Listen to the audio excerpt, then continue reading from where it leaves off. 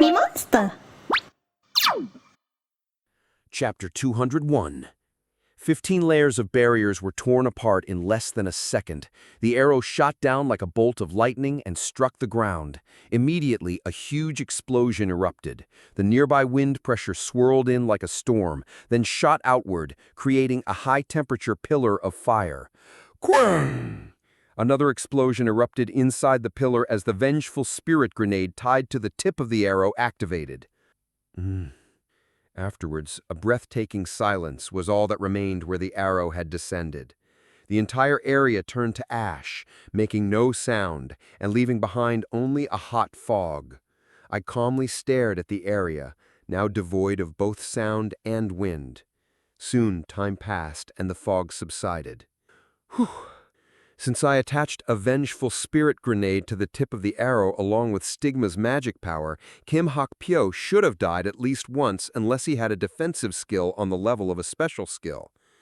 The problem was that I overworked myself as well. Almost 6 months had passed since the last time I used so much of my Stigma at once, so I felt exceedingly drained. The scenery around me spun and my stomach churned. I sat down on the ground and gripped the orb of regeneration. It was the only thing I could rely on as the world spun around me. At that moment, Spartan flew down and sat on my shoulder. I didn't even have the strength to say anything and hoped he wouldn't bother me too much. Bleak! Suddenly, Spartan unleashed his magic power. As if to help me recover my expended stamina and energy, his magic power enveloped me warmly. It felt like I was in the hot spring of peace once again. Wait a minute. All right, I shouted the trigger word to enter the waiting room. Although the feeling of moving through space made me a bit nauseous, the place I arrived in was wondrous. Welcome to Level 7 Extra 7's waiting room. Vitality will recover 50% faster here. Magic power will recover 50% faster here. Light injuries will be healed naturally, and the waiting room's clear air will loosen up tense muscles. My waiting room was different from most. It was 16 times bigger than the average player's waiting room. The floor was made of marble, and the interior was decorated with a luxury bed, couch, and other furniture I personally crafted. A portion of the room was even set aside for Sanuri to run around and play. Ignoring the other amenities, I went straight to the miniature hot spring of peace. Amazing. Fully relaxed inside the warm water, I let my body loosen and restored my lost energy. 8-1F, Field of Trials. A longsword hung behind Chain Ion's back, too long for her to hold at her waist. I'm ready.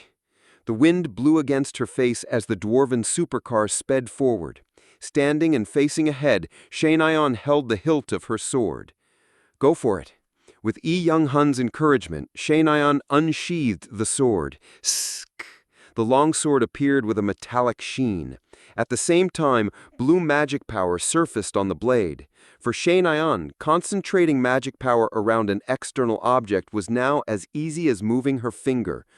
Chwa! A wave of arrows shot up, dyeing the sky black like a flock of starlings. Even so, Chain Ion stood fearless. With full force, she swung down her longsword. Ugh! She let out a spirited shout, teeth clenched, and the magic power concentrated around her sword blade roared. Boom! From her sword, a crescent moon-shaped sword sheath shot out, burning the arrows in the distance cold. Soon the sky returned to its clear self. Damn! Yi Young-han muttered in astonishment. Chain Ion's sword chi had engulfed the enemy's attack entirely. But that wasn't all. Chain Ion didn't stop and continued to shoot out wave after wave of crescent sword chi. Since the enemy's attack didn't carry magic power, the arrows simply turned to ash. After a few waves of their attacks were voided, no more arrows came their way. It seemed the enemy had given up. I heard you devoured the curse with your magic power, but this... Seeing Yi Young-han, who looked like he was about to die from shock, Chain Ion made a wry smile. In any case, the dwarven supercar safely reached the end of the field. There, a 6-meter-high metal fence blocked their way. In truth, the fence was better described as a castle wall, with watchtowers and artillery units behind it. Didn't we succeed? I think so. Where's Eileen C? While Lee Young-han and Kim Soo-ho murmured, the fence began to descend underground. Startled, Kim Soo-ho backed off. A man in full plate armor appeared from behind the fence. Kim Soo-ho and his party members checked his name first. LV-Kipa. An NPC whose level wasn't shown. It was clear he was much stronger than most NPCs. Kipa scanned Kim Soo-ho's party with a heavy gaze, then nodded. "You have the qualification. Your entry shall be permitted." With that, Kipa turned around and left. Kim Soo-ho's party looked at each other in confusion, then followed after Kipa. Behind the fence was a narrow pathway, which Kim Soo-ho's party followed. Not long after, a mystical scenery unfolded before their eyes, a floating staircase that continued endlessly into the sky. It was clearly the pathway to the next floor. 8-2F, the 10,000 staircase to the temporary fortress. This is the 10,000 staircase. You'll be able to reach your destination at the end of it. Kipa's explanation was short and simple. Climbing the stairs didn't seem complicated either. However, Kim Soo-ho was curious about one thing. Kipa. He was been thinking about this name while walking. The knight's Eastern look and armor also helped confirm his suspicion. The legend of this man was recorded in the ancient Silla epic, Praises and Songs. He was most likely Silla's flowering knight, Kipa, whose tale was still passed down to the modern day. Will I be able to come back to this floor? Kim Soo-ho was in awe at meeting one of his personal heroes. At the same time, his desire to exchange swords with him grew. Kipa looked at Kim Soo-ho straightforwardly. There was no hesitation in his eyes. "If you want." That was enough of an answer for Kim Soo-ho. "Thank you." Kim Soo-ho bowed lightly and began to catch up to his companions who had gone ahead. "Oh, it's going to take forever to climb all these stairs." "We don't need to walk." Kim Soo-ho took out his dwarven supercar again. You can ride that thing upstairs?" "Yep." The dwarven supercar was unaffected by terrain. Kim Soo-ho shouted, "Get on!" Same time, Ironblood Duchess's mansion. After 13 spars in a row, Boss and Tomer were having lunch together. They had no idea who each other was just a week ago, but perhaps because they both knew Kim Hajin, a friendly atmosphere surrounded them. "It's better for me if you talk casually. You're older than me, too." If you say so." They quickly figured out how to address each other. Looking at the beauty in front of her, Tomer made a light smile. "So, what's your relationship with Kim Hajin?" "Huh?" Boss, who was picking up a lobster tail, suddenly stopped. "I'm just curious." Tomer shrugged. Boss narrowed her eyes and stared at Tomer suspiciously. She thought back to when Kim Hajin hugged Tomer, their strangely close relationship, and how Tomer was showing keen interest in him. "I'm purely curious, really." She didn't seem to be lying. Boss smiled bitterly and let out a small sigh. "Our relationship is just between a boss and a subordinate." That was the only explanation she could think of. But if she had to explain it in greater detail, she would undoubtedly say that she was greatly indebted to him. Of course, there were still many things she didn't know about him. She wasn't even sure what was the truth. Did Kim Hajin's parents hack this? Did Kim Hajin know about it? And if he did, why was he still staying by her side? Boss didn't know the answer to any of these questions. If only I had an item that could read people's hearts. Because of this, Boss agonized every night, thinking of ways to apologize. "I see. Well, I figured from the way you called you boss." But why do you talk like that? It's kind of boyish." Tomer casually asked about how Boss talked. In fact, this was something Jane often pointed out as well. But there was a good reason for it. Boss's speech pattern, choice of words, and even habits had all come from the previous boss of the Chameleon Troupe. Of course, it wasn't done on purpose. It was just that it sunk into her as she constantly told herself she had to be like the previous boss. Boss remained silent. She wasn't a talkative person in the first place. Her sole quirk was that she was quiet. Was that too personal? Tomer didn't ask further and gestured at the food on the table. Go ahead, you must be hungry. Okay. Boss accepted her offer. Although Kim Hajin's food was better, she enjoyed the clean and savory taste of the high-quality meat in front of her. After that, the two of them were silent. Only the sound of utensils clacking could be heard. After 30 minutes, when they were finishing up the meal, Tomer made a casual offer. Oh right, try a chant. A chant? Yep, a spell chant like the ones magicians usually do. Boss tilted her head. As far as she was concerned, chants were a cumbersome show that only magicians used. The tower has different laws than the outside world. Skills are directly affected by chants. Even a simple one can have a huge effect on the output of a skill. It doesn't need to be long and grand like magicians' chants. For example, me, lose. At first, nothing seemed to have changed. But soon, Boss's eyes widened. Chairs, table, and every dish on it floated up by about 50 centimeters. Detailed psychokinesis makes it hard for outside eyes to notice. Tomer grinned. The floating objects then floated down. With a simple chant, I just increased the power of psychokinesis by 50%. You should try it too. I can just say whatever I want? No, it has to be something meaningful or important to you. I guess you could say, Kim Hajin, my love. What? Boss frowned at Tomer's light-hearted joke. Tomer snickered and waved his hands. I'm kidding. I don't like jokes like that. Okay, I won't do it again. Tomer nodded and suddenly took out a pamphlet. What now? The word Martial Tournament was written on the cover. What's this? It's exactly what it sounds like. Try to get first place. The reward is amazing. Tomer smiled mischievously. Boss wasn't pleased as she looked at the pamphlet. First place prize: 1. Emotion potion. 2. Ancient black drake's leather. 3. Thought-piercing magnifying glass, or an inefficient glove. 4. 30,000 TP. I can guess what the others are, but what is this emotion potion? Boss asked, almost murmuring to herself. Tomer gave a simple explanation. You can think of it as a love potion. Love potion? Yep. Make Kim Hajin drink it. If you set the potion's target to you, voila! He will... She stopped as Boss's face contorted into a frightening frown. She looked like the Rakasha or Asura from hell. Tomer instinctively felt she'd have to give up parts of her mansion if she teased her anymore.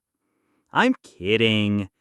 She backed off for now, but Tomer had experience making mischief. But isn't it better than someone else taking it?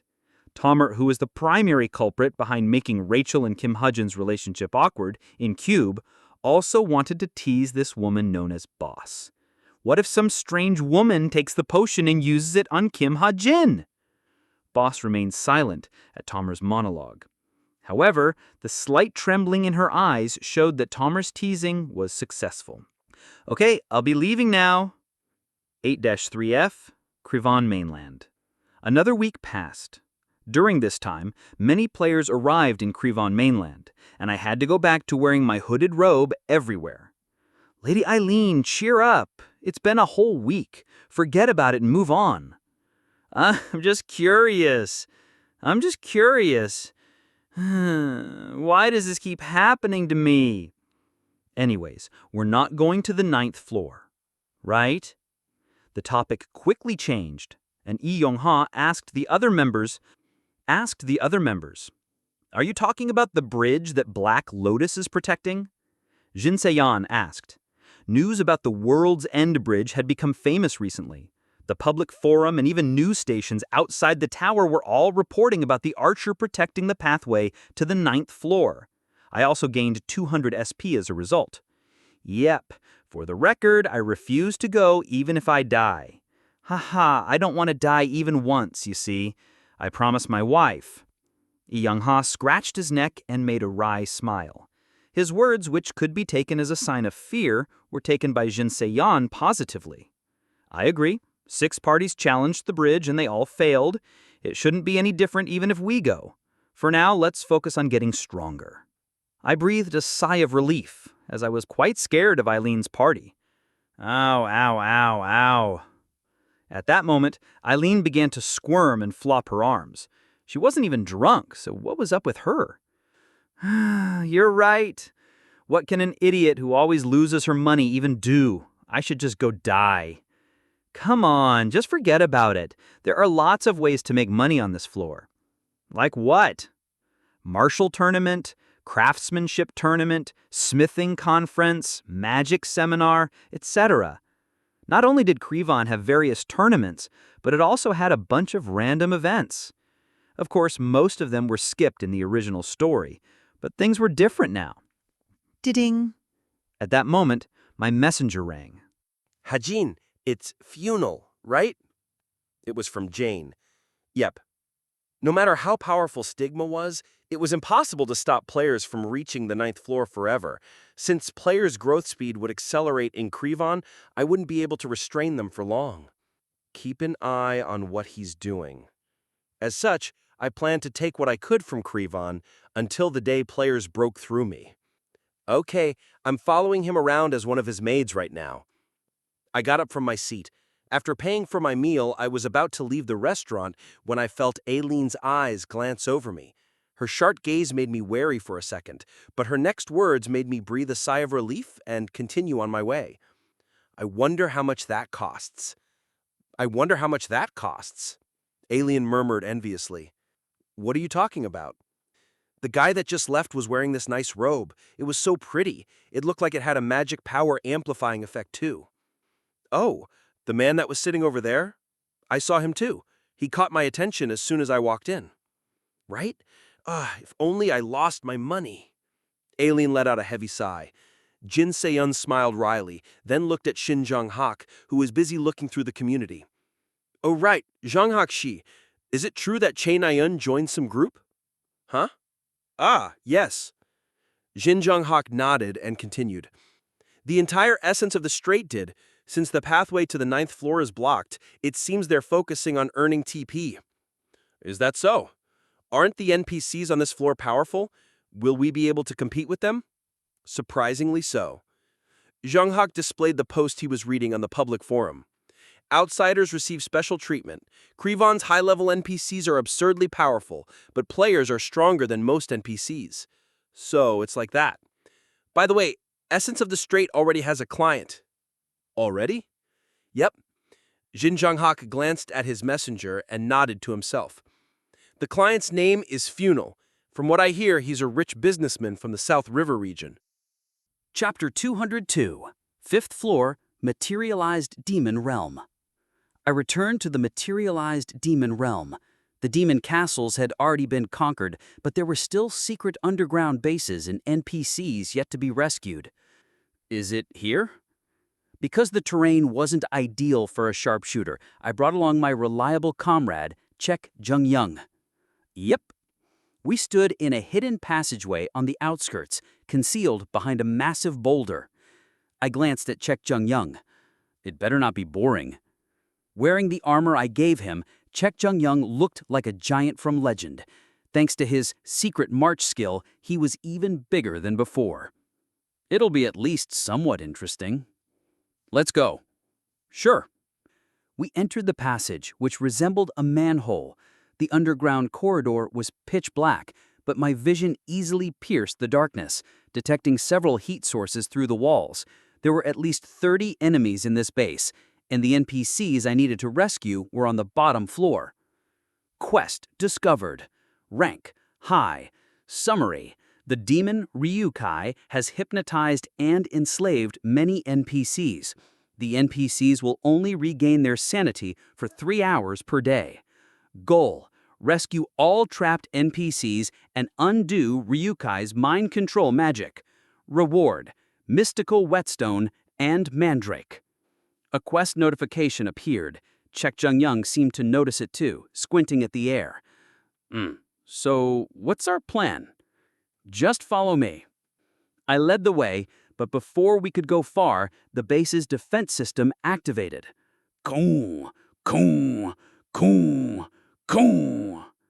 Loud rumbles echoed. Chek Jung-young frowned at the source. What are those? Obviously, they're demons. Chek Jung-young was already huge at 2.16 meters and 140 kilograms, but the two giants that appeared were even larger. LV-10, Demon Giant. Leave this place, one giant spoke, in a mechanical, earth-shaking voice. Crack, crack. Chek Jung-young stretched and asked, Newbie, I've been wondering, what's the difference between jinns and demons? Huh? I'm just curious. Chek Jung-young thinking about such things was unexpected, but he was a general in his past life, a strategist too. Demons are born in the demon realm. Jinns are humans who borrow the demon realm's power. Demon realm? Is that real? Who knows, I shrugged.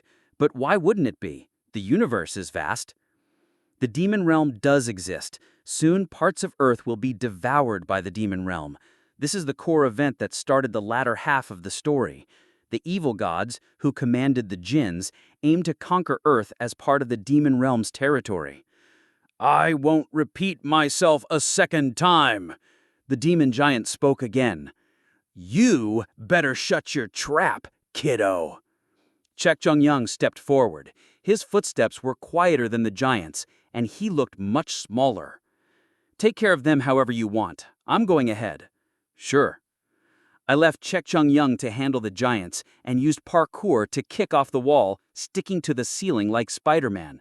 Of course, parkour alone couldn't defy physics, so I used a bit of Stigma's magic power. I shot past the two giants blocking the way. As I was about to reach the lower floor, a huge gust of wind swept from behind. Quang! Chek Jung-young's punch created a shockwave, sending a demon giant crashing into the wall. Satisfied, I continued downstairs. 9 demons waited on the second floor, alerted by the commotion. Get your weapons! Intruders! Report to Count Ryukai! I transformed ether into a bow and drew 5 dark ore arrows. Using my Desert Eagle would be a waste on these small fry. I fired the arrows without hesitation. Swaa! Arrows darker than black shot forward, piercing through walls and obstacles. In a single move, the 5 arrows struck the vital organs of the 9 demons. It had only taken a split second since I noticed them. You done? Chek Jung-young came down, his face splattered with black blood. Yes, follow me. Confident in our teamwork, we pressed on. In 5 minutes, we reached the bottom floor. There, we found a Dracula-like demon and a puppy drake. LV-12, Ryukai. Ha ha! Foolish humans! You dare come to my abode? A ferocious giant charged at the elegant Dracula. Chek Jung-young grabbed Ryukai's neck and slammed him to the ground. Oh! Ugh! Ryukai groaned, struggling in vain against Chek Jung-young's strength. It was like a human trying to move an elephant. The demon noble's face turned blue as he tore at his suit. Cook! Soon, Ryukai stopped breathing. Crack! Chek Jung-young twisted Ryukai's neck, confirming his death. The real trouble is there. I know. Chek Jung-young glared at the drake, which stared at its dead master. You don't need my help, right? Of course. Since he was confident, I moved on to where the enslaved NPCs were kept. Surprisingly, the area looked more like a noble's mansion than a prison. The NPCs worked in a daze. I approached and used the mystic key to unlock the spell controlling their minds. When the NPCs regained their senses, they panicked before a young man stepped forward as their spokesperson. LV-9, Yuken. This handsome young man was a talented NPC, skilled in city management and defense, an asset for Prestige. Everyone, I've come from Prestige to rescue you. My name is Kim Hee-jun. Let us return to Prestige. The NPCs hesitated. Meanwhile, a fierce battle raged nearby. Quang! Kong! Chek Jung-young's punches crushed the drake's bones. Is Ryukai dead? Yuken asked hesitantly. Yes. Then we refuse. Yuken shook his head. I expected this. If Rukai is dead, it's better for us to stay here. To us, prestige is no different than hell. According to my settings, they had left the third floor to escape prestige. Though captured and enslaved by demons, returning to prestige felt like moving from one hell to another. Don't worry, I shook my head. It'll be okay. Prestige has changed a lot since you were there. But that was in the past. The current prestige is... Gong, gong! Chek Jung-young was noisy, but I used hypnotic suggestion anyway. A sun is being created in prestige. Its citizens work and live meaningful lives, and children play in the streets with smiles. There's no shortage of food or water. Moreover, prestige needs your administrative talent. With Demon's cunning speech, I easily convinced Yuken and the other 15 NPCs with him. I led them back to prestige. What? Where are we? Is this really prestige? Seeing the changes in prestige, the NPCs were shocked. Soon, prestige's famous named NPCs, Henry and Kiri, appeared. Welcome, everyone. Come here. Henry and Kiri led them away. I watched until they disappeared, then turned to Chek Jung-young. Chek Jung-young. Huh? I handed him a parchment. What's this? What's this? You see, this is the location of other NPCs on the 5th floor. What? Why are you giving this to me? I don't have time to save all of them. You're telling me to save them? Chek Jung-young leaned in, intimidating. Look at you, ordering me around now. Honestly, it was scary, but I was prepared. Your shoes, clothes, and armor. Each time I pointed at something he wore, Chek Jung-young flinched. There isn't a single one that didn't come from me. I didn't ask for anything when I gave them, did I? Chek Jung-young avoided my gaze and scratched his head. Now that he was convinced, I just needed to give him a reason that wouldn't hurt his pride. It's boss's order. Huh? Oh, then just say so from the beginning, too. Chek Jung-young laughed and snatched the parchment. It should be a piece of cake. Let's see, only 5 people? 5 places. There should be around 100 NPCs in total. Sss.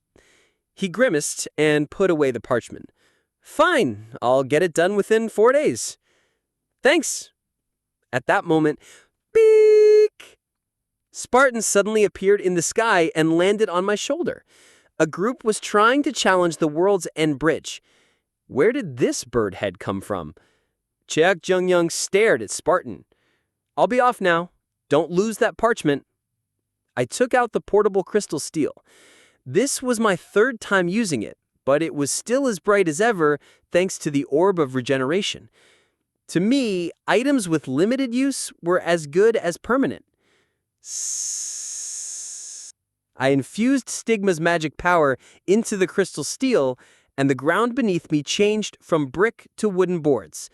This was a temporary watchtower I built. From a height near the clouds, I looked down. Far away, an army was marching toward the World's End Bridge.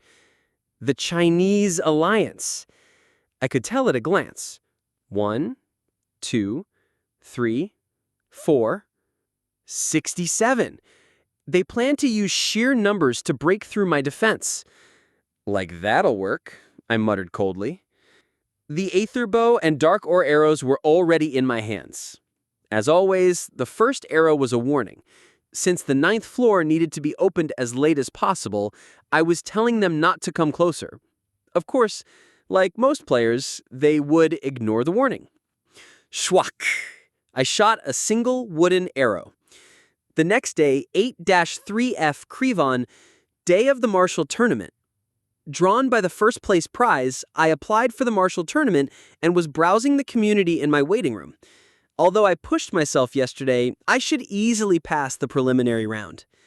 Another failed attempt to pass the Bridge of Death. The Chinese Alliance challenged at this time, and Black Lotus absolutely destroyed them. Half died, the rest ran away. R.I.P. Chinese Alliance. That's what they get for always pushing people around with their numbers. I'm not even mad. Don't be racist. You should be sad that people died. Nationality shouldn't matter, right? Wow, you really have to hand it to Black Lotus. He's amazing. But isn't he being a bit selfish? He's saying he's the only one allowed to train on the 9th floor? No, we didn't get an alert that a player reached the 9th floor. He probably can't go up either, so I think he's blocking the way until he can. Black Lotus is going wild, but what's the divine archer Jin Seon doing? Isn't it common sense that a sharpshooter should deal with another sharpshooter? Since she's in the tower, she should really do something about it. Divine archers in the middle of her training montage? Considering what Black Lotus has shown so far, I don't think Divine Archer has a chance either. She only came in recently, so her stats are restricted even more. The Hero Association told Black Lotus to stop. Apparently, the Hero Association advised Black Lotus to stop blocking the way. They used the word advised, but it seems more like a threat. This is the first time the outside world interfered with matters inside the tower. They must have realized that no one inside could do anything, so they took action from the outside. But who's going to listen to any warning from the outside world? Not even the association head has any power in here. I wouldn't say that. No, he's right. I can beat up Cheju Chal as long as he enters the tower. You must have lost your mind. You should get that treated. The community was on fire, and with Black Lotus's name constantly in the news, I finally reached 5,000 SP. I could create a good gift now.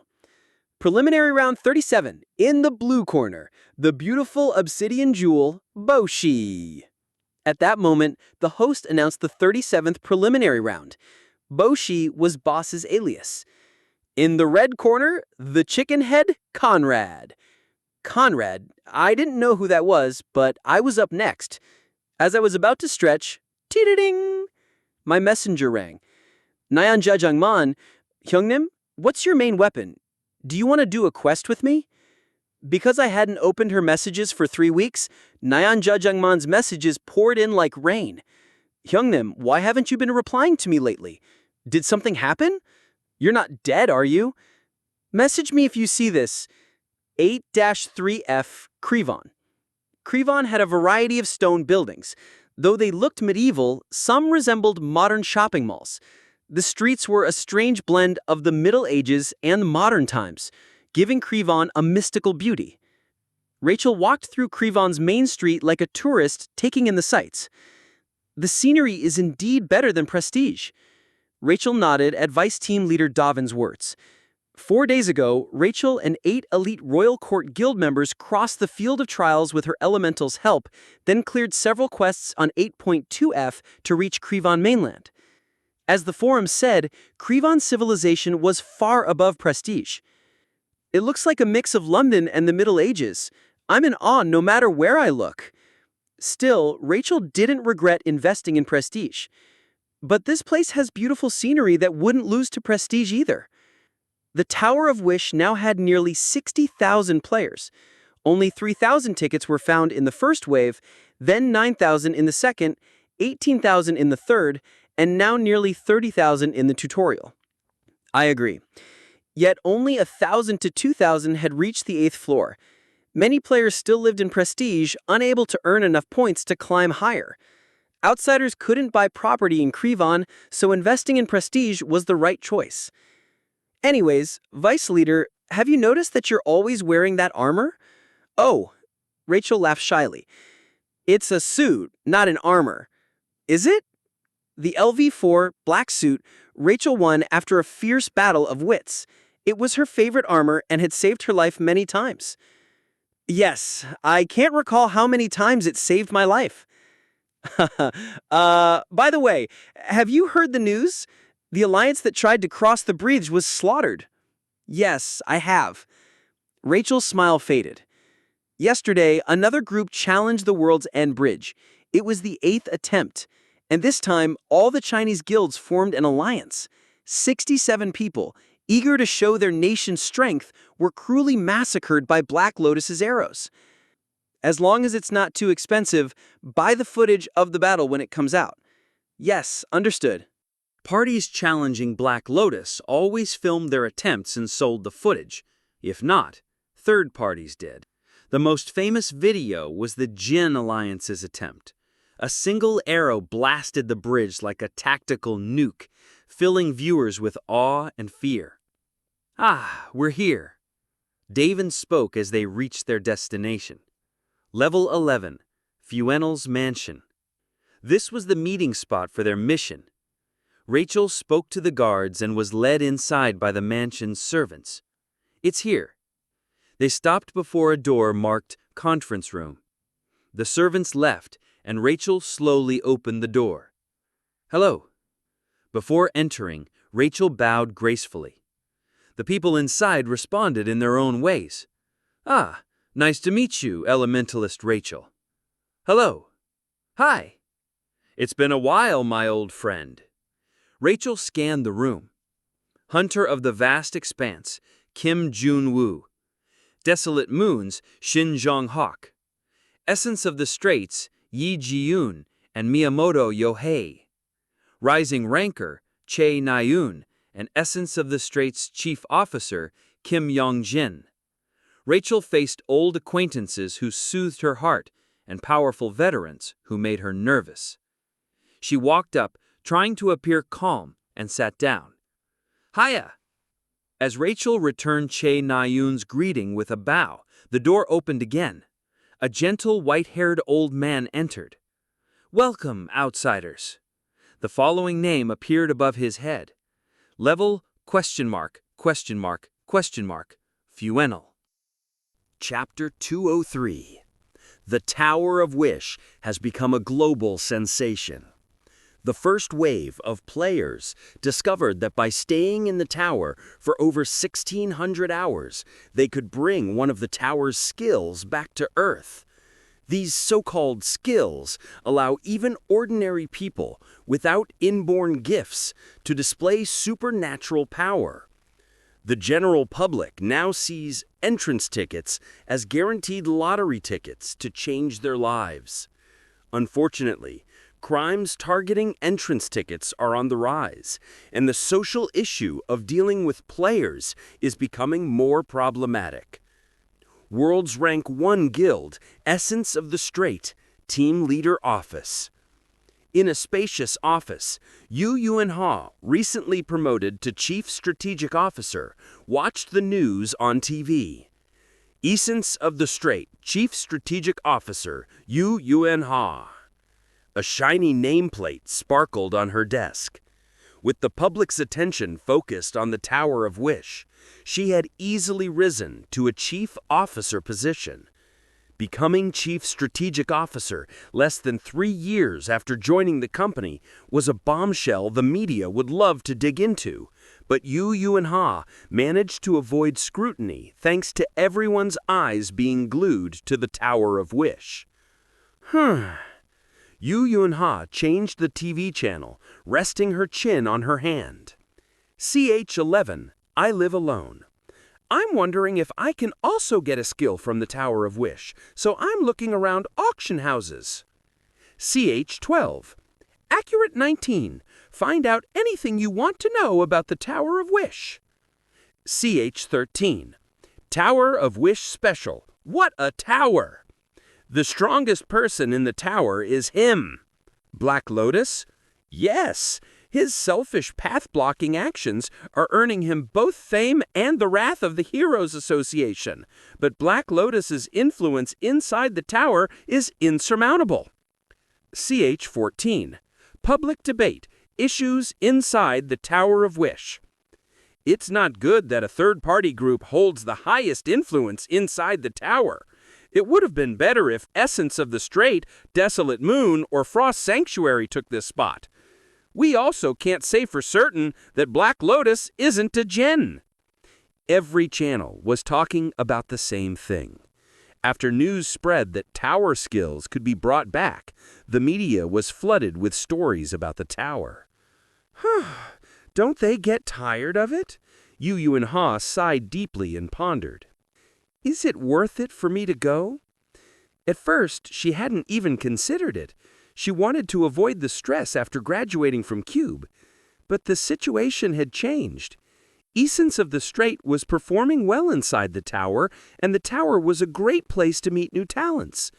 With the advent of skills, recruiting those with good skills seemed even more important. Black Lotus demolished the Chinese alliance, totaling 67 people by himself. The question is, just what was such a powerful person doing on Earth? Could he be a hermit training in the legendary Everest? A good example was Black Lotus. There was absolutely no connection between him and Yu Yuanha, and they would likely never meet on Earth. But if she entered the tower, that would change. Although he was likely a member of the Chameleon Troupe, Yu Yuanha found it worth the risk to meet him. Yu Yuanha agonized over her options. Of course, Essence of the Strait and its affiliate businesses needed her guidance, but not desperately. Besides, she could take things easy inside the tower, even choosing the lowest difficulty tutorial. According to reports, players needed to spend about 100 nights, or 1,600 hours, in the tower to acquire a skill. Was it a foolish getaway, or a worthwhile gamble? I think there's a skill related to intelligence, too. Yu Yuanha smacked her lips and murmured. She began to think about what skill to bring back and how to use it in real life. At this point, she had already made up her mind. In truth, she already had an entrance ticket ready. A red grade entrance ticket. With it, she could bring a trustworthy companion with her. Who should I choose? She began to make a list. Dad is busy. I hear red ticket users even share a waiting room. I'd rather not share the same room during the tutorial with Dad. Then a light bulb went off in her head. The strongest summoner magician, Hajin. After partnering with Essence of the Strait, Hajin was focusing on research, but recently it was known that she had been asking for an entrance ticket. In that case, choosing Hajin might also deepen our partnership. After a deep breath, Yu Yuanha organized her thoughts and picked up her smartwatch. 8-3 floor, Creven Baneland. I passed the Creven Martial Tournament preliminary round without much difficulty. I debated whether to use a bow or gun at first, then chose a simple dagger and wire. Since the enemy was only a level 6 NPC, winning was a piece of cake. Boring. I agree. Boss, who also defeated her opponent with ease, muttered as we left the arena. She was looking at the air as we walked. She seemed to have figured out how to disallow friends from viewing her system windows, so I couldn't tell what she was reading. Most likely, it was a read novel full. I asked, "Is it fun, boss?" "Oh, it's okay." After walking for about 5 minutes, "Oh," boss suddenly exclaimed with disappointment.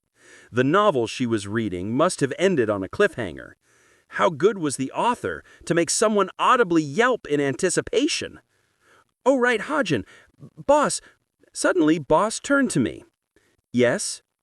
"Are you planning on getting first place?" It was a random question, but I nodded. There was no reason to not aim for it. "Is there an item you specifically want?" The first place rewards all sounded great. There are 4 of them after all. A hint of curiosity surfaced on her face. "The emotion potion, too?" "Huh? Oh, yeah." The emotion potion was perfect to use on an NPC. Although it also worked on players, its effect only worked inside the tower, so the emotion would disappear once the player left. "I see." Boss turned away, and I nodded without much thought. It does seem nice if you want to form a good relationship with someone. But however, Boss began to talk to herself. Since it wasn't a question, I didn't respond. "If you feel a certain way about someone, if there's a relationship you really want to form, you would need something like it. But the question would be who to use it on. I wonder who he's thinking about. The target of the potion..." She repeated herself in different ways before I realized she would continue endlessly unless I answered. "I'm going to use it on an NPC. It doesn't work well on players anyway." Boss remained silent, as if she hadn't asked in the first place. She only made a small growl, like a kitten purring in joy. So, Boss, you've heard about the sunrise ceremony, right? Players have managed to bring all the materials Medea asked for. As for the rare shamrock plant, it was probably Kim Suha who brought it. I do. Are you going? Yes, the sun will give us a nice present. By the time we finished our conversation, we had arrived at a narrow alleyway between two shops. It was the kind of place that would be littered with cigarettes if it were on Earth. Jin Johan, Chek Jung-young, and Jane were waiting for us there. However, the three of them looked a bit strange. Jin Johan and Chek Jung-young were talking with excited faces, and Jane was looking at the community as if she didn't care about the two dolts. We're here. Hearing Boss, Jin Johan and Chek Jung-young turned around. Their faces were even redder. I couldn't help but ask, "What's wrong with your faces?" Chek Jung-young immediately yelled with excitement. He apparently saw that weapon. As I tilted my head in confusion, Jin Johan raised his serpent spear, smiling bashfully. Jin Johan had used a black ticket to enter the tower and brought his serpent spear with him. It's a weapon related to this one. Ah. It was then I realized who Jin Johan saw. It shouldn't be Zhang Fei, the original owner of the serpent spear, but another legendary general who would have fought Zhang Fei in his time. Lu Bu? Exactly. His name was displayed with question mark levels. Lu Bu, otherwise known as Feng Fen. I got goosebumps when I saw him. Among NPCs, some revealed their identities depending on their nature. NPCs who wanted to show off had their names displayed, and others hid theirs. Of course, I could see everyone's with my smartwatch. Haha, looks like the tower is starting to get fun. Chek Jung-young burst out laughing. Seeing this, I tried to provoke him a little. It'll be hard to fight him with bare hands, don't you think? Maybe. Chek Jung-young surprisingly took the time to think about it, and Jane, tired of listening to them, cut in, "Just tell me the plan already. I'm busy. I have a party to go to." As her words suggested, Jane was wearing a beautiful, fancy dress. I nodded with a smile and took out an ostentatious card from my pocket. The banquet of honor for Kravan's VVIP nobles will be held in Krishan. The host is the noble Funal. Ooh, what's this, Ooh? Jane's eyes sparkled as soon as she saw it. A banquet. Boss also narrowed her eyes and stared at the invitation. A banquet, a banquet. Seeing Boss murmur to herself, I explained, "This is a banquet that's also an auction. Almost all VVIP nobles, including the royal prince and princess, will be there." The Banquet of Honor was an annual event held by Kravan's nobles. It started as an ordinary banquet where nobles greeted each other, then turned into an auction where nobles sold precious objects excavated around Kravan. About 100 to 200 people should be attending, and every single one of them should be a noble with strong standing in Kravan. Only the most precious objects were sold here. Aha! I get it. You want to steal the items that are coming out at the auction. Chek Jung-young asked heartily, but I shook my head. No. As I said, all the floor's nobles would be gathered there. The royal prince and princess should also be attending, so Lu Bu should be there to guard them. Not even Chek Jung-young could fight Lu Bu head-on. It's the opposite. We want to protect those items. Look at the back of the card. In hiring guards made up of outsiders, come to Funal's mansion on the North River side. There will be a test to determine your strength. Protect? Guard? Chek Jung-young frowned. Yep, it pays quite a lot. 10,000 TP per person to be exact. That's boring. No, it won't be that boring. I've looked into it, and the demons sent the nobles a threat that they would attack the banquet. Kravan is about twice the size of Gyeonggi-do, but the entire 8-3 floor is the size of South Korea. Demons lived on the western side of the floor, which was partially devoured by the demon realm, and they constantly looked for opportunities to topple Kravan. Demons? How come they're popping up everywhere? Chek Jung-young asked. Because they're the villains inside the tower. But shouldn't they just delay the banquet if the demons are attacking? Jin Johan spoke up. I don't know. The nobles might think that doing so would be giving in to terrorist threats. Plus, Lu Bu might be able to stop them by himself. In truth, I didn't know much about this event, how it would unfold. The future I knew disappeared the moment I blocked the pathway to the 9th floor. Oh, because they would lose face if they mobilized the army for the banquet, so they brought Lu Bu, who is a one-man army. That makes sense. Lu Bu would certainly do the job. Chek Jung Young and Jin Yohan nodded in agreement. Right, so think of our objective as guarding Kravan's nobles. I'll take care of everything else. Then Jane asked me with a bright smile, so you're going to be the only one doing the stealing? I nodded without affirming her verbally. Just as she said, I would be the only one stealing items at the auction. Though it was a spoiler, Fuenel's real identity was a demon spy. It was his plan to siphon off precious treasures from the auction.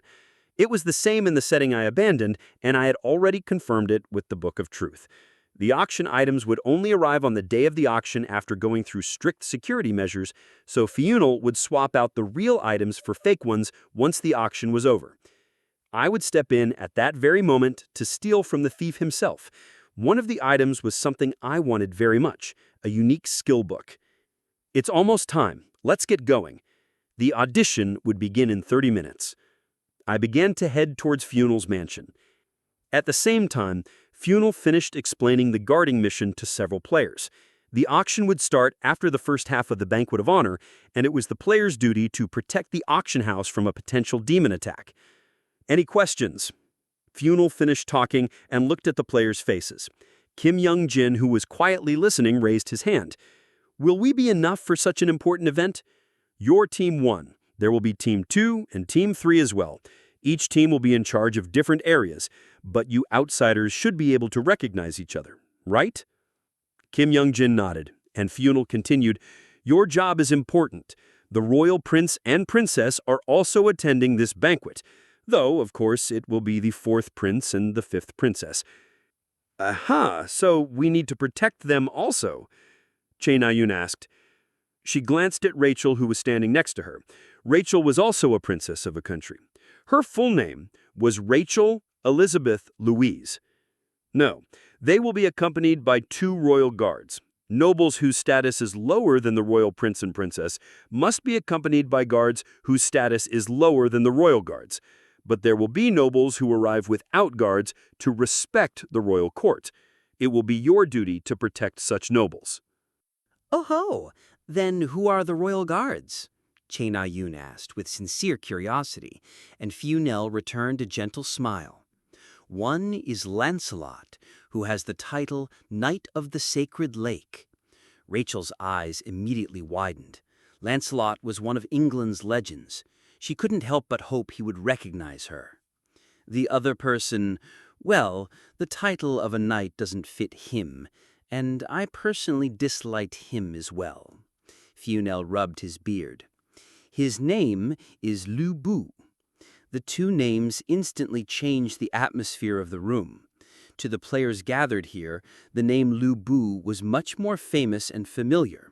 Although many things were exaggerated in Luo Guanzheng's Romance of the 3 Kingdoms, his strength was undoubtedly real. Sounds fun. Kim Juno-woo, a hunter of the vast expanse, who was also close with Chae Na-yoon, spoke. I see. Fuenel made a small smile. But soon he put on a solemn expression and clapped twice. But as you might know, I will need to test your strength. At that moment, Rachel felt a strange aura creeping up from the walls. The others felt the same, and began to clad themselves with magic power. I hope you understand. My life is on the line in this business. But don't worry, I'll pay a hefty fee up front if you pass. With that, Fuenel left. At the same time, the window shattered, and assassins clad in black appeared. Finding themselves suddenly besieged, the players looked at each other and smiled bitterly. 20 minutes later, Chae Na-yoon left Fuenel's mansion after passing his test. Next to her were 6 other players who also passed. Now known as Guard Team 1, the group laughed and discussed the test's difficulty. It wasn't that hard. There were 27 assassins, but are demons really that weak? Could it be that Lu Bu isn't as strong as we think? But don't underestimate them. It shouldn't be this easy to earn 10,000 TP. While they were chatting, Chae Na-yoon caught sight of a group of 5 players entering the mansion. They all wore hooded robes that hid their faces. Even so, Che Na-yun felt a strange sense from them, specifically from one person in the group. From the person's build, Che Na-yun could tell he was a man. Although she couldn't see anything else, her intuition told her that she had met him before. Suddenly, a strange urge struck her. Her intuition told her to run and grab his shoulder. Che Na-yun hesitated. She was the type who believed in her intuition. In the first place, intuition was a special stat she possessed. That must be Team 2 or Team 3. Kim Juno-woo placed his hand on Che Na-yun's shoulder and spoke. However, Che Na-yun didn't answer. She watched the group slowly get further away, feeling her emotions constrict. At that moment, the wind blew. The wind carried the group's scent to Che Na-yun. It was an unfamiliar yet familiar smell, dizzying. Suddenly, her vision turned misty. She brought her hands up to her eyes, but there were no tears. "What's wrong with me?" Curious, Che Na-yun turned back to the group, but before she could determine the source of the smell or the group's identity, the mansion's door closed. Ah! In that instant, an unknown feeling of loneliness rose within her. She felt stifled, as though a huge rock had fallen on her heart. Then her eyes became misty again. She wiped her eyes and looked at her sleeve, where faint droplets of water glistened like glass. 8-3F Krivon Duel Arena. Currently, Jin Se-yeon was mulling over how to defeat Black Lotus at the World's End Bridge. She felt her group could win with the help of a single player. As she thought, her body and magic power moved on their own. Jin Se-yeon distanced herself from Shin Jung-hak, who was running at her, and shot a magic arrow. Struck by the arrow, Shin Jung-hak groaned. If Prestige's bonus was focused on hunting, resting, and training, then Krivon's bonus was focused on sparring, dueling, and competing. Once players found out, they began to spar all the time. "One more time," Shin Jung-hak shouted, and rushed in again. Jin Se-yeon pondered. A sharpshooter had to deal with another sharpshooter. Warriors couldn't fly. Without astounding magic power output, walking across the sky was impossible. Even so, Jin Se-yeon had chosen Che Na-yun and Kim Soo-ho as the first candidates in her Black Lotus hunting group. They were famous in the community as the magic power monsters. Che Na-yun especially had a frightening magic power capacity, and there was a chance she could dive the enemy sharpshooter instantly. By cladding herself in magic power and detonating it behind her, she could fly forward like a bullet. Her thoughts stopped. Jin Se-yeon's expression suddenly froze. "Wait. Yes?" Shin Jung-hak stopped at Jin Se-yeon's word. "Bullet. Bullet. Bullet." Jin Se-yeon repeated the word seriously. "Stupid, why didn't I think of this before?" Sharpshooting is a fight between distances, and Jin Se-yeon already knew someone who could snipe Black Lotus from an equal distance, if not further. The monster wolf Fenrir. His sniping skills were highly praised among mercenaries. Supposedly he could snipe a target 5 kilometers away. Plus, Fenrir's bullets were well known for piercing barriers. Jin Se-yeon had also heard from Kim Soo-ho that Fenrir used a black ticket to enter the tower, bringing his unique form-changing gun. As so, perfect. Jin Se-yeon finally spoke. "What do you mean?" "I came up with a way to break through the World's End Bridge." Jin Se-yeon smiled gently, proud of her idea. Eileen, who was watching their spar from the side, ran up to her. What? Tell me."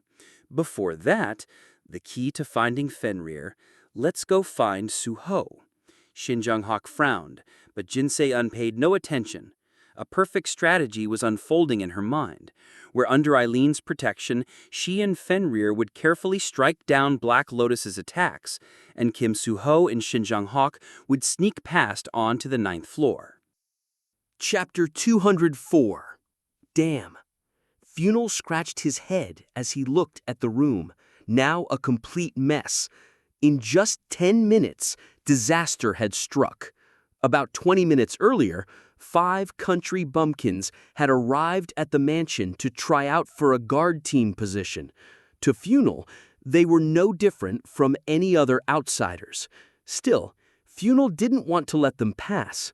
The whole test was a farce to begin with, but he had a bad feeling about this group. He especially hated their arrogant demeanor. Though he didn't consider himself inflexible, he thought it was fine to be strict every now and then. So he brought in his strongest assassins, elites by any standard. But now... His elite soldiers were sprawled on the ground, groaning. Not a single piece of furniture, all carefully chosen, remained undamaged. The destruction was so severe, Funel began to doubt whether this was even his own mansion. Funel muttered angrily. He'd heard about outsiders, seekers of truth from another world, climbing the tower to reach its summit. But to him, outsiders were just thugs. He didn't believe any of them could reach the top. Funel clenched his teeth. Fury burned in his old eyes. It wasn't about his subordinates. It was the outsiders' arrogant words that lingered in his mind. He remembered how insolently they sat, how they mocked the demon race right in front of him. He came to a simple conclusion. They had to die. Outsiders were said to have 7 lives, but he knew a way around that. He took a small notebook from his pocket. LV-11, Directory. This was Funel's most precious treasure. It allowed him to see the name and details of anyone he'd met, at least their nickname, real name, and current location if they were outsiders. Fools? But that was enough. Demons were famous for assassination and torture. There was surely a way to make one death take all 7 lives. Funel wrote the ruffians' names on his kill list. 8-3F, Main Street outside Funel's mansion. After passing Funel's test, we were given the designation Guard Team 2.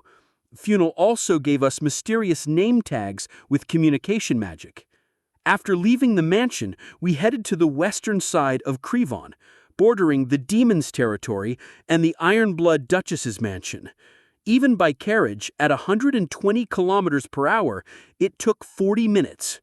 "Oh, you're here, my friend and friends of my friend." Tomer welcomed us with a sumptuous meal. While other players had to return to Prestige to sleep because of Krivon's expensive inns, we lived like aristocrats. I was grateful for my relationship with Tomer. After the meal, we each got our own rooms. Mine was the biggest, the others slightly smaller but otherwise equal. But I had no plans to stay in my room.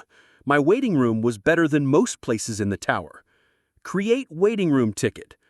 An entrance ticket to Player Extra 7's waiting room has been created. As I was about to rip the ticket, tock tock, a knock at the door. I tilted my head and opened it. Boss stood there, holding a book under her arm, a skill book. "Boss?" She looked at me intently. "Is that a skill book?" "Yeah, I was looking through the auction house and found what seemed to be a good basic skill book. I came to ask whether I'm right." Boss handed me the skill book, looking bashful, like a student getting homework checked. I smiled and took a look. Basic Skill Acquisition Book, Level 1, Touch of Fire. "How much did you pay for this?" 5,000 TP. Boss swallowed, her eyes shaking faintly. I laughed, although I didn't mean anything by it. Boss's shoulders flinched. "What's wrong? Did I pay too much for a trash skill?" "No, it's a decent skill, and you got it cheap too. Well done. You can learn it if you want." "Hoo-hoo, I see." Boss smiled, satisfied. The skill book transformed into a current of magic power and flowed into her. She had acquired a skill. "By the way, what's that?" she asked, regaining her confidence and pointing to the robe and jewels on my bed. "Oh, they're for the upcoming craftsmanship tournament." "Craftsmanship tournament?" "Yep, I want the first place prize. The first place prize is Hephaestus's chisel. I don't know exactly what it does, but it couldn't hurt to have it." I see. Good luck. I'm going to go train this skill. See you later." Boss smiled, spun around, and hopped away, probably heading to the training room. "Oh, wait, boss." She stopped and looked back. If you can't sleep, you can sleep in my waiting room. I sent entrance tickets to my waiting room to the other members. You gave a waiting room ticket for your friend, Player Boss. You gave a waiting room ticket for your friend player Phantom Thief. You gave a waiting room ticket for your friend player Goria's Strongest. You gave a waiting room ticket for your friend player Hurabono. Of course, Kaito was excluded. He and Zurahan were busy fighting Kim Suho's group. Your waiting room? Boss looked at me suspiciously. Yeah, I have a good bed and even a hot spring. I sent entrance tickets to other members too, so tell them to drop by whenever they want. Hearing other members, Boss's expression softened. Okay. She left with a smile, and I sent her off with one of mine. For the next 9 days, I did what I had to do. First, I got a citizenship ID with Tomer's help, then traveled around Krivon with Sanuri to find dwarven stells. Besides human-occupied land, the 8-3 floor had the Western Demon territory and mountain ridges full of monsters. While clearing my way through them, I found valuable resources, thanks mostly to my luck. First, I found a herb called Krivon Fort, which could be used with mandrake and shamrock to brew an elixir. I could sell it to an NPC in Krivon for 20,000 TP. Next, I found 2 dwarven stells. The first stell contained information about installing magic circuits into weapons, a miracle technique that let weapons possess magic power. Unfortunately, the knowledge would disappear from memory after one use. After thinking about it, I decided to install a magic circuit on Aether. The procedure succeeded, and a faint magic circuit appeared on Aether. Since Aether had intelligence, it should polish and expand the circuit on its own. The second dwarven stell was a diary about their existence and a world known as the Tower. It was a philosophical book, full of musings about their birth, their reason for existing, and where they lived. Some of their guesses were surprisingly accurate, but there was nothing special otherwise. In any case, I spent my days productively. Now it was the day of the Banquet of Honors. Are you ready? I asked the others. We were standing in the back lawn of Level 16, Funel's Grand Mansion, a special mansion built for the banquet. Though recently built, it looked ancient due to its architectural style. The banquet would start at 5 p.m. I'm ready. Me too. Looks like it'll be interesting. Jane and Jean Johan replied excitedly, while Boss nodded silently. But do we have to wear this? Chuck Jung Young complained about the robes. I'd made his robe extra large, but it still fluttered too much. Don't you have a robe like the one you're wearing? Chuck Jung Young eyed my robe with envy. For the record, I wore a different robe, more like light leather armor with an eagle-like hood. You can rip parts of it off as long as you keep your face hidden. Oh, okay. Chuck Jung Young accepted easily. Jain cut in. By the way, you know my disguise won't work on you, right? Yes, I do. Because even the royal prince and princess were coming, heavy restrictions were placed on players' abilities. Jain could still use her gift, but only on herself. Outside, her ability could bypass magic barriers, but here it was restricted by someone's skill. Be careful, everyone, I said, glancing at my smartwatch. It was 2 p.m. Music began to ring out from the grand mansion. Luxurious carriages arrived one by one. On Earth, these would be Bentleys and Rolls-Royces. Nobles stepped out elegantly and walked into the mansion. LV-16 Funel's Grand Mansion. 3 p.m. The Banquet of Honor began with beautiful classical music. Nobles danced or chatted, enjoying the atmosphere and their privilege to attend. But the most noble guests could not join in. Atalos, the clan that ruled Krevon under the blessings of Agamemnon and Moses. Members of the royal family living in Krevon's central region were present, but could only watch from the second-floor balcony. It wasn't dignified for them to mingle with the rest. This is why I didn't want to come. It's so boring. I'm a good dancer, too, and I practice so much. So much. Araha, Vena the Lost Diana, Krevon's 5th princess, just turned 18, complained. Be quiet. The 4th prince, our own von Atlas Philip, was not pleased with his sister's antics. This is why I didn't want to come. Didn't the demon send a threat? I guess it's my fault for being lower ranking.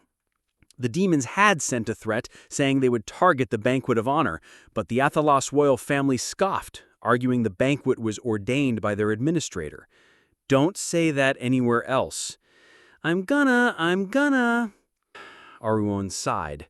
Though not a candidate for the throne, he felt he had to maintain the royal family's dignity even more. This was why the Atalos name remained spotless for generations. Of course, the immature Araha was different. Opa, how much money can you spend? I want the crane feather fan no matter what. I saw it in the auction catalog and it's so pretty. I'll buy it for you, so be quiet. Yay! Araha giggled. Turning, she saw a huge muscular man towering over her. Sir Ludbu? Princess Araha called her guard's name. The great general turned his head to look at her. His hair was in a bun, his features well-defined, his fiery eyes announcing his name to the world. Yes, Princess Araha. He spoke in a tone that could be respectful or not. Prince Aron frowned, but Araha liked her guard's attitude. If the demons attack, what will you do? I will dispatch all who dare to harm Prince and Princess. His words were clear. He only cared about the prince and princess. The other nobles didn't matter. That was expected. Lancelot, standing on the opposite side and scouting the hall, had come for this reason. How very trustworthy. Do you mind if I like you, Sir Ludbu? I've never dated anyone before. Ludbu remained unfazed by Araha's teasing and closed his eyes. The fifth princess was known for her mischief, and Ludbu knew it well. Do you dislike younger women? But isn't this dress fantastic? Araha, just shut up, please. Unable to stand her jokes, Arwon covered Araha's mouth. Everyone, the auction of honor will begin soon. At 5 p.m., the host's voice rang out. The grand mansion rumbled. Lancelot reached for his sword, but realizing it was just an event, he smiled bitterly. The mansion's walls slid away, making the room more spacious. The podium in the center rose, transforming the hall into an auction house. Funel made this mansion just for this banquet? Amazing, Aron said, smiling for the first time. By the way, elder brother, who are those people? Araha asked. From the second-floor balcony, they could see the guards moving below. Aruon followed her gaze. Guard teams of outsiders were running to their stations, name tags floating above their heads. Nayunja Jang, Captain Britain, Straight Team Leader, Wind Samurai, Crazy Man, and so on. The name tag showed this info. They're outsiders? Araha asked. Aruon nodded. Looks like it. Wow, it's my first time seeing outsiders. They really are different from us. Stay put, please. While the siblings bickered, the host continued. Please take your seats, everyone. Luxurious chairs shot up from the ground. Make sure you keep your poker face, Aruon, said his sister, as the host pointed at them and thanked the royal family for attending. Before we start the auction, let us thank the Atalos royal family's Prince Aruon and Princess Araha, who are always watching over us from a higher place. A spotlight fell on them, drawing the noble's attention. Clap, clap, clap. Aruon and Araha smiled stiffly as applause filled the auction house. Crevon, city of the rich. The banquet of honor where huge sums of money changed hands had officially started. Backyard of Funel's grand mansion. 6:15 p.m. The next item is Kateron's mantra. When you seek wisdom in times of need, this treasure will grant it to you. I stood guard in the backyard for most of the day, then tossed my name tag as the auction neared the end. Disguised by coloring my armor with aether, I entered the mansion. The number of backyard guards dropped from 5 to 4, but Boss's shadow puppet would fill my spot. The next item is Kateron's mantra. When you seek wisdom in times of need, this treasure will grant it to you.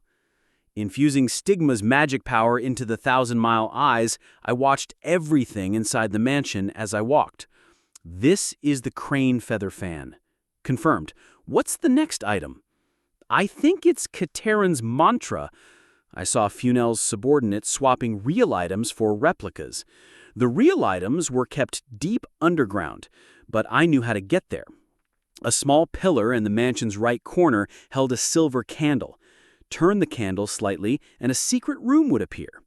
To enter, one had to infuse demonic energy into the door, something only demons possessed. It was a foolproof way to stop players or human NPCs. But I had a source of demonic energy, a crystal obtained with extraction and permanent materialization. I walked quietly to the right corner. Funel hadn't posted any guards there, so I should be alone. But suddenly, I felt uneasy. A presence I didn't expect appeared behind me. Tuck. A small footstep sounded. Even though I heard it clearly, I couldn't understand it at first. Did the footstep really come from a person? But I hadn't sensed anything a moment ago. Even Aether hadn't noticed. But soon, I understood why. The Tower of Wish had things that made the impossible possible. A player's skill. It had to be a high-level stealth skill. I bit my lip. It wasn't as bad as I thought. I should be able to suppress them without much trouble. "Who are you?" But at that moment, a soft voice rang out from behind me. Chapter 205. Who are you? A soft voice rang out from behind me. Now that I thought about it, it was all too familiar. I realized who it was and breathed a sigh of relief. I also understood why Aether didn't activate. Aether's automatic defense system only responded to killing intent and hostility. Since Aether remained silent, the person behind me had to be an ally. Confident in my analysis, I turned around. Jane, disguised as a man, was standing there. Hoo, did I surprise you? Yes, a lot. Stealth and disguise. Jane's abilities truly matched her personality. How's my disguise? I tried to copy the guy you told me to be. It's perfect. Blonde hair, a slightly thuggish look, short for a man, and a cute face unbefitting a demon. She looked exactly like Funel's subordinate whom I investigated beforehand. Don't surprise me like that next time. Stay put until I message you, even if you're bored. Okay. Jane disappeared with that answer, like a true phantom thief. I calmed my beating heart and entered the entrance to the secret room. A demon, pretending to be a guard, stood in front of it. Oi, who art? Aether shot forward on its own, just like last time. The only difference was that the enemy reacted quickly. He released demonic energy and blocked Aether. His eyes widened and turned black. Who art? I immediately raised my handgun. The demon in front of me was close to LV-14. If the fight dragged out, I'd be at a disadvantage. I pulled the trigger 3 times.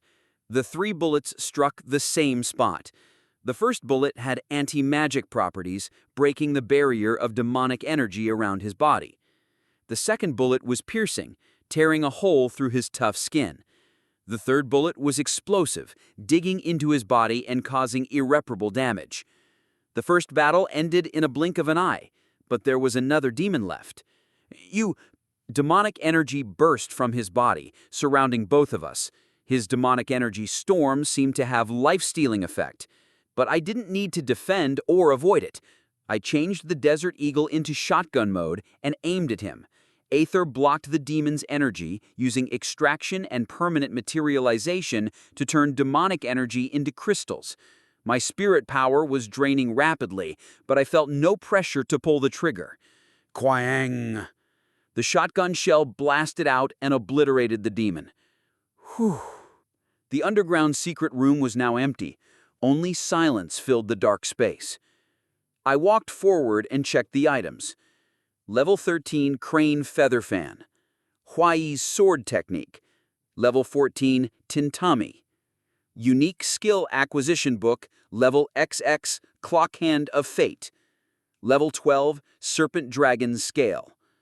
The most eye-catching item was the Unique Skill Acquisition Book.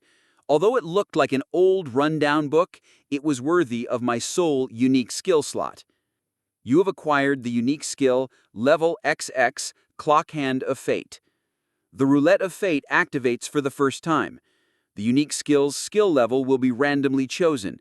The maximum possible level is 10. You have acquired level 8 Clock Hand of Fate. 8. It wasn't the highest, but I was satisfied. Now I just had to leave. I put the remaining items in a bag, since such treasures couldn't be stored in the inventory. Crane feather fan, crystal rose, fiendish flute, Da Vinci's hat, and Prometheus's wisdom. Each item was worth at least 150,000 TP. Once everything was packed, I left the secret room and shouted, "Spartan!" At the same time, Spartan cut through the sky and landed, even breaking a window in the process. I handed the bag to Spartan. "Take this back to our hideout." Spartan flew into the sky with the bag. Thanks to the weight-reducing magic on the bag, Spartan was unaffected by its weight. That was it for this operation. My body relaxed. The moment I breathed a sigh of relief, "Stop!" Someone appeared at the foot of the staircase. It was likely a guard. I wasn't surprised, given how much presence he was emitting as he walked. I turned around without much thought. Then, I immediately had to take back what I said about not being surprised. I found someone whose identity is unknown. Over. She was holding a longsword. From the luster on its blade, I could tell it was well made and sharp enough to slice through anything. The guard looked at me with narrowed eyes that were all too familiar. "First floor hallway. Over. Check the location. Over." She was talking to someone. It seemed the mansion had a system to detect intruders, or perhaps it was the work of an elemental. "Right. Over. The first floor. Over." I looked at her intently. Her unwavering sword was pointed at me, and I could see her unique current of magic power undulating at the tip. However, she likely couldn't see me. She didn't have the ability to see through my hooded robe and mask. Even her intuition shouldn't be able to see through the equipment I made with painstaking care. "I don't have to say over. Got it. Over." Okay. She was still a little dumb. Was it because she lacked Homer's ring, unlike in the original story? I smiled bitterly and looked at Che Nayun. "I'll suppress him for now. I don't need reinforcements." She tried to swing her longsword as she spoke. Although it was a clear sign of hostility, my body refused to move. In fact, the world turned blurry, as though time had stopped. With a spirited shout, Che Nayun swung her sword. A crescent sword key, packed with condensed magic power, shot out. It flew toward me, intent on cutting me in half, but I remained still. The attack that should have cut me in half was automatically blocked by Aether. The fierce wind from the attack made my robe flutter. "What?" In that instant, Che Nayun's eyes trembled. She might have been surprised her attack was stopped, or perhaps she saw me under the robe. "Wait!" Regardless, she spoke out. Her hands trembled, and so did the sword in her grip. She began to examine me from head to toe, searching for something invisible. "You..." Wind blew in from the window Spartan broke. A gentle breeze parted Che Nayun's hair, and I clearly saw her face. On the outside, she wasn't much different from the past. "Who are you?" The wind carried her voice to my ears. She spoke to me with a trembling voice, but I couldn't say anything. It wasn't because of my beating heart or the shock of the sudden reunion. It was simpler, yet more complex than that. Besides, this wasn't the right place for our reunion. Sssss. Violet light seeped in from outside, and an explosion suddenly erupted. At the same time, I felt a certain urge, and Aether responded to it. Tsh! Aether shot out and pulled Che Nayun toward me. "Whoa!" She missed the timing to resist, and her longsword fell from her hands. Soon, something touched my chest. While our clothes touched, Aether formed a barrier around us. I used Stigma's magic power to strengthen it further. Qua qua qua! Immediately after, a storm of demonic energy shook the world. The explosion was brief, and the world soon regained its color. But we stayed in the same position. The mansion hallway was littered with debris from the explosion. In the midst of it all, I was still holding Che Nayun, while she stared at my chest. Then suddenly, I felt her body stiffen. Soon, she would slowly raise her head and look at me. I couldn't let that happen. Chaenayun's eyes slowly crept up. I raised my left hand and covered her eyes. "You," her voice rang out. I sensed certainty in her tone. I was afraid to let her continue, but I didn't know how to stop her either. I panicked, which clouded my rational thought. I condensed aether on my right hand. I had to stop Chaenayun from saying anything more. I only knew one method. Puk. A clear striking sound rang out. Uk. A sharp cry followed. I had smacked Chaenayun on the head with aether, and she fainted, caught off guard by the sudden blow. My mind blanked, but the screams of people in the mansion soon snapped me out of it. I didn't have time to stand still. I quickly messaged Jane. "I'm done here. Start the operation." 8-3F, Krivon mainland. The demons attacked. Gargoyles appeared in the sky, while giants and yatas, both demon warriors, appeared on land. They had used multiple mass teleports for this sudden attack. However, Krivon's army reacted quickly. Although the royal family didn't place the army at the grand mansion where the banquet was held, the surrounding streets were heavily guarded, and Krivon soldiers quickly arrived at the front lines. Furthermore, the famous Flying General Lu Bu and Lancelot of the Lake were guarding the prince and princess.